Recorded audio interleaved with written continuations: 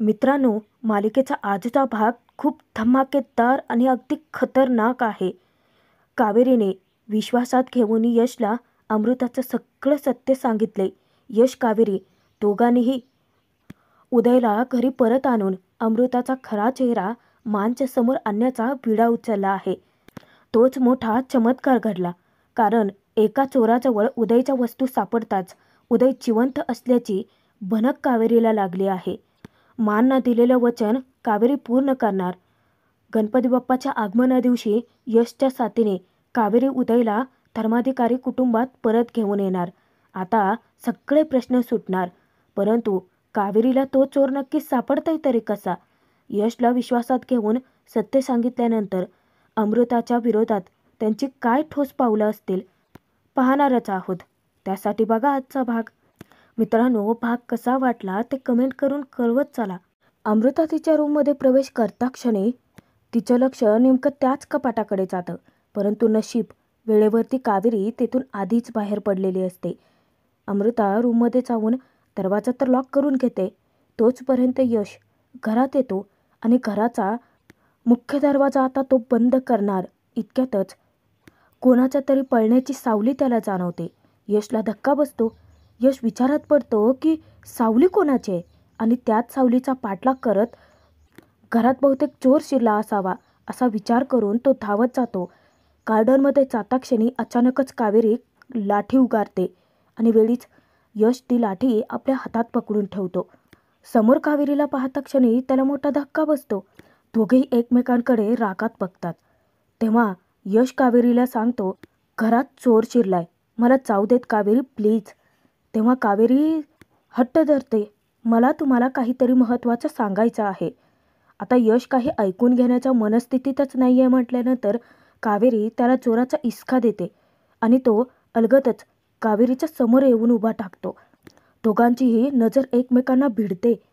अगदी डोळे वटारूनच रागातच एकमेकांकडे बघत असतात. कावेरी त्याला रिक्वेस्ट करते की तिला काहीतरी महत्त्वाचं सांगायचं आहे, परंतु यश तिच्यावरच्या रागापोटी तिचं काही ऐकूनच घ्यायला तयार नसतो. तो कावेरीला आपल्यापासून दूर ढकलतो. यशने स्वतःला दूर ढकलले म्हटल्यानंतर कावेरीला सुद्धा तितकाच धक्का बसतो. आता वाईट स्वप्न पडल्यानंतर सुलक्षणांच्या मनात धास्ती निर्माण होते. त्या उठून आता रूम बाहेर येतात. मानच्या हातात एक पिशवी असते.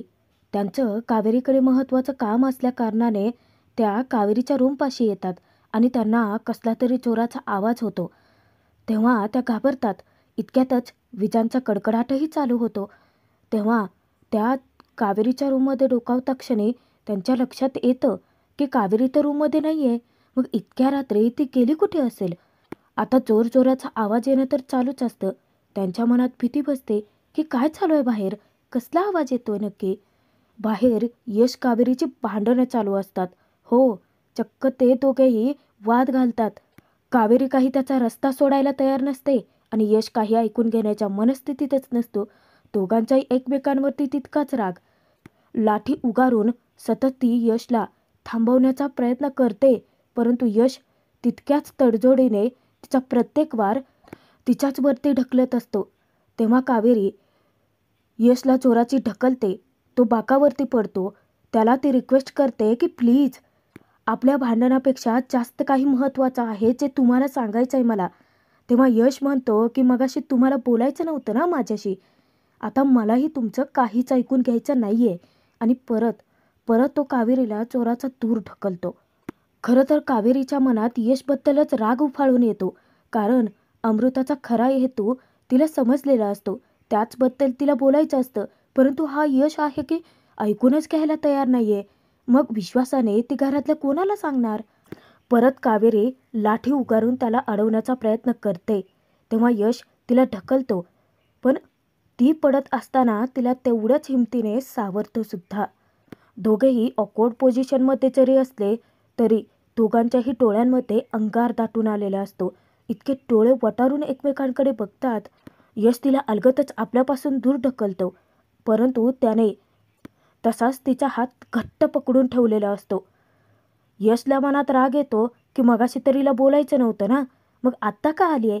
अलगदच तो तिला आता उचलतो, म्हणजेच उठून उभं करतो. तेव्हाच सतत आता जोरजोराचा आवाज नक्की कशाचा येतोय ते पाहण्यासाठी सुलक्षणा स्वतः बाहेर यायला निघतात. दबक्या पावलाने सुलक्षणा बाहेर यायला निघतात तर इकडे आता यश ऐकून घेत नाही म्हटल्यानंतर कावेरी मागून वार करून त्याला आपल्या कवेतच अडकवण्याचा प्रयत्न करते. परंतु तो यश आहे अगदी तिच्या तोडीस तोडच निघतो. तोही आपला वार पलटतो आणि आता कावेरीला यशने अडकवून टाकलेलं असतं. कावेरीचा प्रत्येक वार यशने हाणूनच पाडलेला असतो. इतका चवताळतो ना, परंतु शांतपणे तो तिला विचारतो, जे काही सांगायचं असेल ते लवकर सांगा. तेही तिच्या खूप जवळ जाऊन तिच्या कानांमध्ये सांगतो. तेव्हा कावेरी असं काही बोलते की यश हादरतोच. कारण कावेरीने स्वतः अमृताशी लग्न करू नका असं सांगितलेलं असतं. हादरलेले यशच्या हातून आपसुकच ती लाठी खाली पडते आणि धक्क्याने समोर येऊन तो विचारतो की काय, हे काय बोलताय तुम्ही अचानक. तेव्हा घडला सगळा प्रकार कावेरी विश्वासाने त्याला सांगते की कसं त्या डेड बॉडीवरती मिळालेलं ते उदयचं पाकिट कावेरीला संशयास्पद वाटलं आणि त्यानंतर त्या सगळ्या पुराव्यांचा पाठपुरावा करत असताना खूप महत्त्वाची गोष्ट तिला समजली. यामध्ये मोहितची साथ तिला मिळाली. मोहितकडून त्या माणसाचा फोटो मिळाला आणि नेमका यश त्या माणसाला घरी घेऊन आला. अमृता त्याच्याशी बोलत असताना गुपचूप कावेरीने बघितलं. तिचा संशय आणखीनच वाढला आणि मग ती अमृता नक्की कोणत्या हेतूने घरात शिरली आहे याचा पुरावा शोधत असताना या खोट्या चेहऱ्यामागचा काळा हेतू समजला की ती धर्माधिकारी कुटुंबाकडून बदला घ्यायला आली आहे. तिच्या बहिणीच्या मृत्यूचा बदला. ती डायरी तिला सापडली. त्यामध्ये उदयचा फोटो होता ज्याच्यावरती फुल्या केलेल्या होत्या. यश धक्क्याने विचारतो की परंतु तुम्हाला खात्री आहे ना. तेव्हा कावेरी सांगते की 100%. इतकं पोट तिडकीने समजावते ना. ती अमृता दिसते तशी नाही आहे यश. तिचा हेतू खूप वाईट आहे. देवकृपेने हे दोघेही आधीच त्या अमृतापासून सावध झालेले असतात. कारण तिचे खायचे दात वेगळे आणि दाखवायचे वेगळे हे वेळेवरच कावेरीला समजलेलं असतं. हे सगळं किती भयंकर आहे हे कळता क्षणी यश रागाच्या भरात तडकाफडकी निर्णय घेतो. ते म्हणजे अमृताचं सत्य मान ना सांगण्याचं. तेव्हा कावेरी वेळेवरच त्याला अडवते, समजावते की नाही यश, आपण आत्ता हे करू शकत नाही. कारण आपल्याकडे तिच्या विरोधात तसे ठोस पुरावेच नाही आहेत. आपण आधी तिच्या विरोधात पुरावे मिळवूयात आणि मग घरच्यांसमोर तिचा मुखवटा फाडूयात. आता कावेरीचं म्हणणं सुद्धा यशला पटतं. सुलक्षणा ज्यावेळेस नेमके हॉलपर्यंत चालत येतात तेव्हाच समोरून कावेरी येते. कावेरीची नजर त्यांच्यावरती पडता क्षणी मानना समोर पाहून तिला घाम फुटतो. एक एक पावलं टाकत त्या कावेरीच्या समोर येऊन उभ्या ठाकतात आणि त्यांच्या डोळ्यात असलेला राग पाहून कावेरी त्यांच्याशी खोटं बोलते. मला रात्रीची झोप येत नव्हती म्हणून बाहेर चक्रा मारत होते. आता तशाच त्या कटाक्ष टाकतायत म्हटल्यानंतर ती सांगते, चिकू झोपला होता ते बघूनच मी बाहेर पडले होते. मा तिच्याशी काहीच बोलत नाहीत. अचानकच तिचा हात काय पकडतात आणि जबरदस्ती तिला खेचत देवी आईच्या समोरच घेऊन येतात. कावेरीला तर काही कळण्यासच होतं की नक्की चाललंय तरी काय. परंतु कावेरीने शेवटी मानचं मन जिंकलेलं असतं. तिच्या आयुष्यामध्ये तिला हवा असलेला खूप मोठा चमत्कार घडणार असतो. तुला मी सून म्हणून स्वीकारावं असं तुला वाटतं ना. ग्रहलक्ष्मी, या घरची मोठी सून हा दर्जा तुला मिळावा अशीच तुझी इच्छा आहे ना. आणि मा हसत त्या पिशवीत आणलेली त्यांची घराण्याची परंपरागत साडी स्वतः कावेरीच्या खांद्यावरती टेकवतात आणि तितक्याच मोठ्या मनाने देवी आईच्या साक्षीने कावेरीचा सून म्हणून स्वीकार करतात. शेवटी कावेरीने अथक प्रयत्नानंतर मानचं मन जिंकूनच दाखवलेलं असतं. आजपासून, आत्ता या क्षणापासून मी सुलक्षणा धर्माधिकारी तुला धर्माधिकारींची मोठी सून म्हणून स्वीकार करते. मानच्या तोंडून ते शब्द फुलांसारखे कावेरीच्या अंगावरती पडतात. तिचा आनंदाचा पारावार उरत नाही. डोळ्यांमध्ये आनंदाश्रू दाटून येतात.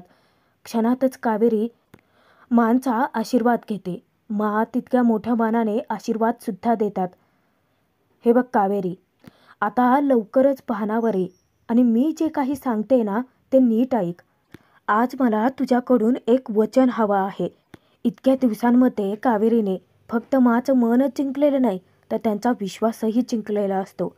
आज तुला माझ्या मनावरचं असलेलं खूप मोठं ओझं खाली करायचं आहे. कारण एखादी गोष्ट जर तू मनात पक्की केलीस तर ती गोष्ट तडीस नेल्याशिवाय शांत बसत नाही.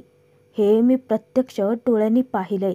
माझं वचन फक्त आणि फक्त तूच पूर्ण करू शकतेस.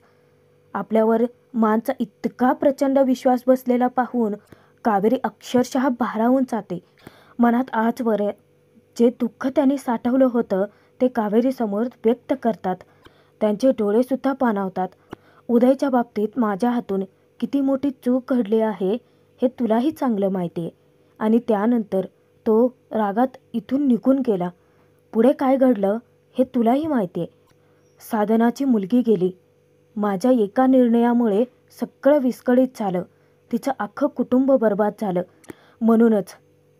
म्हणूनच त्या सगळ्या गोष्टींची अपराधीपणाची भावना इतके दिवस मला बोचत राहिली.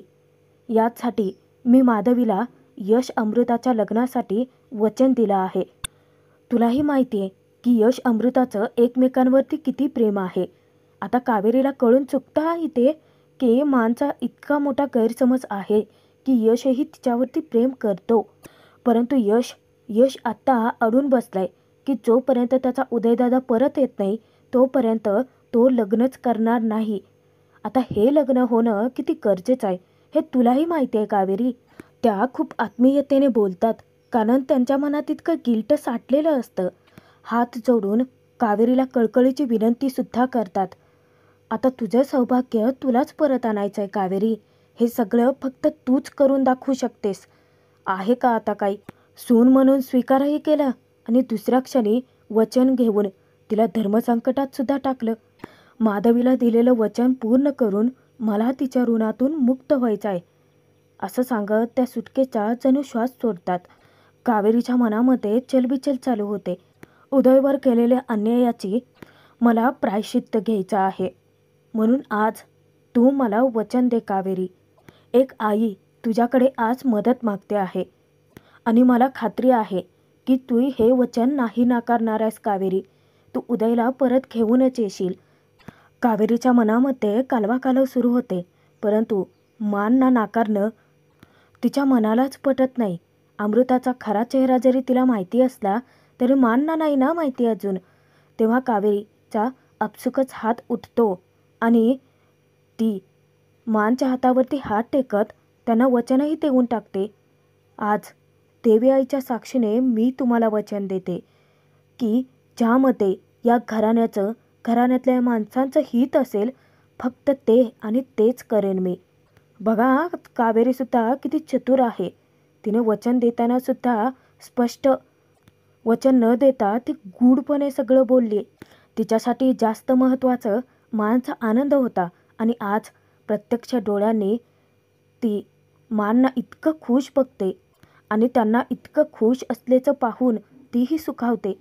काही वेळानंतर जेव्हा कावेरी तिच्या रूममध्ये असते तेव्हा दाराला पाठ टेकवून मनात विचारांचं नुसतं काहूर माजलेलं असतं. मानना तर वचन दिलंय पण अमृताचा खरा चेहरा तर हिला माहिती आहे ना. आता पुढे काय करायचं? काही मार्गच सापडेनासा होतो. आता ती विचारात हरवली असतानाच अचानकच यश तिथे टपकतो. धाडकन दरवाजा तो ढकलतो. तेव्हा कावेरी बाजूच्या खुर्चीवरचीच पडते. आता यशचं लक्ष नसतंच तिच्याकडे. यश इकडे तिकडे तिला शोधत असतानाच कावेरी पाठीमागून लाठी त्याच्या खांद्यावरती हळूवार मारते. यश मागे वळून बघतो आणि कावेरीला त्या रौद्र रूपात पाहून घाबरून मागेच सरकतो. कावेरी चिडून विचारते, रूममध्ये न विचारता यायची सवयच आहे का तुम्हाला? तेव्हा यश म्हणतो की नाही, पुढच्या वेळेस येताना ना वाजत गाजत येतो. नाहीतर एक कामच करतो की तुतारी वाजवतो आणि मग रूममध्ये शिरतो. चालेल ना? आता ते सोडा. जे काही मी सांगायला आलोय ते ऐकून घ्याल की नाही? कावेरी त्याला फक्त हुंकार देते. तेव्हा यश अगदी डोक्यावर पडल्यासारखाच वागतो. आपण एक काम करूयात. नाही म्हणजे तुम्ही मला म्हणालात ना की अमृताच्या विरोधात आपल्याला काही पुरावे शोधावे लागतील आणि आपण मग एक काम करूयात. आत्ताच आपण अमृताच्या रूममध्ये जाऊयात आणि काही पुरावे मिळत आहेत का ते बघूयात, आणि एकदा का ते पुरावे सापडले की आपण ते लगेच माला दाखवूयात. क्षणासाठी कावेरीच्या मनात विचार आला असेल की काय करावं या बुद्धू माणसाचं. कावेरीसुद्धा अगदी हसून बोलते, हो खरंच आहे. नाही म्हणजे अमृताने ते पुरावे असे आपल्या समोरच ठेवले असतील ना. लगेच जाऊया, आणूया आणि जाऊया माकडे. तेव्हा यश मूर्खासारखा वागतो. ठीक आहे चला पटकन. आणि दरवाजापाशी जाताच त्याच्या डोक्यात ट्यूब पेटते. मागे वळून पाहतो. कावेरी समोर येऊन कमरेवरती हात देऊन उभा राहत विचारतो, मस्करी करता माझी? तेव्हा कावेरी विचारते, तुम्हाला जितकं सोपं वाटते ना तितकं सोपं नाही आहे हे. अमृता हे सगळं खूप हुशारीने करते. अमृता किती शातीर आहे. तिची खेळी फक्त कावेरीच्या चांगलीच लक्षात येते. पालखीच्या दिवशी तिने तो हार माच्या पिशवीमध्ये टाकला आणि त्यानंतर मानवर आलेला आळ तिने खोडून काढत मानचा विश्वास जिंकला. स्वतःच्या बाजूने मानना वळवलं. यमुनाताईच्या बाबतीत पण तिने तीच खेळी खेळली. मानचा विश्वास जिंकला. बघा ना, म्हणजे जिथे जिथे ती अडकते असं वाटतं तेव्हा तेव्हा तेव्हा ती मानचा विश्वास जिंकते, त्यांना आपल्या बाजूने वळवते. तेव्हा यशला कावेरीचा मुद्दा पडतो आणि तो खराच असतो. तिच्या बोलण्यामध्ये तथ्य आहे. तेव्हा यश, आता हा बिझनेस माइंडेड यश कावेरीला विचारतोय, मग पुढे काय करायचं आपण? तेव्हा कावेरी त्याला सल्ला देते की आपण आता चारी बाजूने तिची कोंडी करायची. अशी कोंडी करायची की तिला कुठल्याच बाजूने सुटता नाही येणार. यशपासून दूर जात कावेरी त्याला आनंदाची बातमी देते, तुम्हाला एक महत्त्वाची गोष्ट सांगायची आहे. आज माने माझा सून म्हणून स्वीकार केला. आनंदाची बातमी ऐकूनच यश अचंबित होऊन जातो. तिच्याकडे येत तो विचारतो की काय, आणि हे तुम्ही आत्ता सांगताय मला? तेव्हा कावेरी म्हणते की परंतु त्यांनी 2 वचन मागितले आहेत मला, ती पूर्ण करावी लागतील. यश अगदी सहज म्हणतो, अहो मग करा ना, प्रॉब्लेम काय आहे? तेव्हा कावेरी नेमकी ती 2 वचनं काय आहेत ते यशला सांगते. माने उदय भाऊजींना परत आणण्याची जबाबदारी माझ्यावरती टाकली आहे. आत्ता मात्र यशच्या चेहऱ्याचा रंगच उतरतो. कावेरी वैतागूनच सांगते, इतके दिवस शोध घेतोय आपण भाऊजींचा, परंतु ते आजवर सापडले नाही आहेत. गणपतीपर्यंत कसे सापडतील? तिला काही मार्ग दिसत नसतो.